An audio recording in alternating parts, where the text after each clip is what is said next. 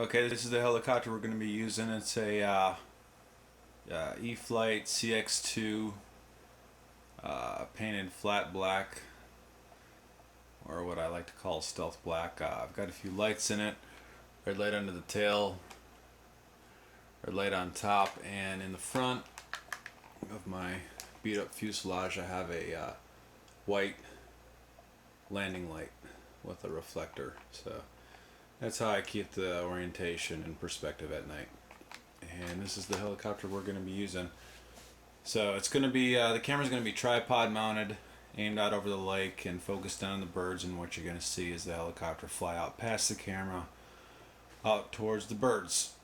Quality won't be that great since it is night, but I will be using night shot and try and edit the video up as much as possible to brighten it and make it a little bit more visible.